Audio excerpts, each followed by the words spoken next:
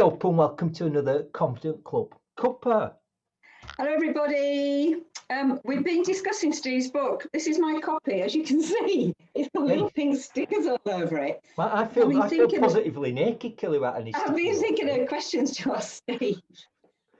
So Steve, right at the beginning, in the introduction, you talk about, it's Candy, isn't it? Candy, not a real name, that's Steve's wife, about her Uncle Richard, who was like a right solid, down-to-earth Yorkshireman, who, let's say, he's got a no-nonsense approach to life.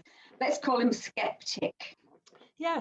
So what would you say to people, or what would you say to Uncle Richard if you were talking about this whole subject of personal development? Well, he features in the book, actually. So cutting back in time, when we lived in Garforth, fellow people in Garforth, when we first moved in, Uncle Richard, is Candy's Uncle Richard, and his wife's called Auntie Anne-Marie. When we first moved there, it was great, Kelly, because he gave us like a big induction thing. It's like, this is the best curry house, right? This is the best. My skeptical dog. All right, this is the best fish and chip shop, whatever. And he said you should come to Gaping Ghost for Tuesday night quiz, right? Pub quiz, which when we lived there, I used to do, right?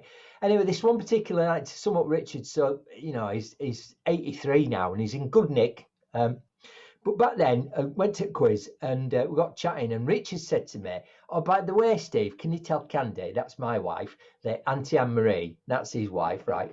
Obviously, it's confusing this, was going into have a laser correction surgery, Curly, for you." Oh, yeah, right. Yeah, I've had that. Yes, good. And he said to me, "Steve, I can't believe it, because they've said she'll be able to see within 24 hours, right?" Yeah, you can, yeah. And I said to Richard, "Well, Uncle Richard, I know why that is, right? Because only yesterday I was speaking at this conference, and the speaker before me, Curly, how can I describe her? She's a really nice woman, but quite American, blonde hair, white teeth, all that, a bit rah-rah. And she was telling this amazing story about how she believes she cured herself of a cancerous tumour, the sort of size of a basketball in her abdomen, just with the power of thought." Right? Really? And she said, I know. And she said, I can see why Richard was skeptical. Well, she said to understand that you need to understand like cell regeneration, and she said so like your cells regenerate at different speeds. So like if you've ever had a suntan, right, it takes 2 weeks for your cells to regenerate. So it takes 2 weeks to lose your suntan, right? Or something like your liver. It takes like 2 to 3 months for your cells to regenerate and have a brand new liver. And that's why, your eyeball, even though when you poke it, it feels solid, 24 to 48 hours, you have a brand new eyeball, which is why Auntie Anne-Marie, I said to Richard, better say, right, in that short space of time. But this woman the day before said, "But how come you get disease then?" And she said, well, she believed that, every individual cell has like a program or a memory, a bit like a computer, I suppose. And like when you get a disease, it's like somehow that cell's been corrupted, and now what your body does, instead of perfectly recreating a healthy liver, it recreates an unhealthy one. And she said just by using the power of her mind, she believed she'd reprogram the cells in her body so that she could reduce this cancer in her abdomen the size of a basketball to totally disappeared. Do you know what Uncle Richard said, Curly? Well, he said he's a no-nonsense, down-to-earth Yorkshireman. Was it rude? Bollocks, right?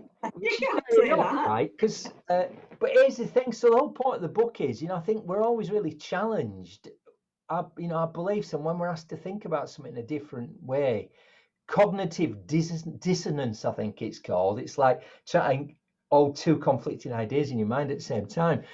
So what I would say is, Uncle Richard's a sweet guy, and he's a bit more open-minded than that, to be fair. But I mean, he's 80 odd now. Why would he want to change the way he thinks about stuff? But I would, and this is one of my passions for the book, really, even though it's written in a fun way, is this: if you only think what you've always thought, then you're only going to learn what you already know, is what I would say, right? So having that open-minded is quite challenging, isn't it?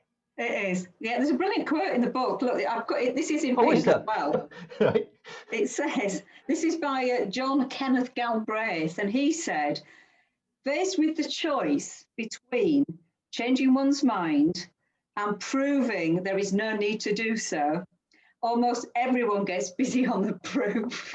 Yeah, that's why, having arguments about politics or whatever, right? And I would say, the biggest change since the first book came out 20 years ago is social media, and we hang out with our own tribes, don't we? Yeah. Right? So I mean, I would say in conclusion, if you want to really challenge your thinking, go somewhere really interesting. I remember years ago, it's quite David Icke. Oh gosh, yes. Lizard Remember people, just right? I thought I'm just going to get his book just to read it, and be open-minded about it. And I've read it open-minded. It was real challenging. And obviously, I don't agree with what he's saying, but I think just hanging out with people that you wouldn't normally hang out with, especially on yeah, social media, just yeah. to challenge your own thinking, because I think we'll just want to defend our own thinking all the time. And I think just being on to it. I mean, there's a chapter. In conclusion, there's another chapter in the book about getting fit, right? And number one reason in terms of why people don't change their thinking about getting fit is they say it takes loads of time. I haven't got time to exercise. And I go, well, have you got time to be poorly? Right?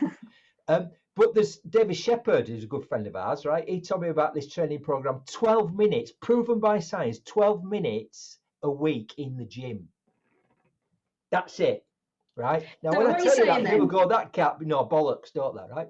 So what you're saying, to sum all this up then, is be prepared to be open-minded and That's maybe read or mix with other people you wouldn't normally mix with.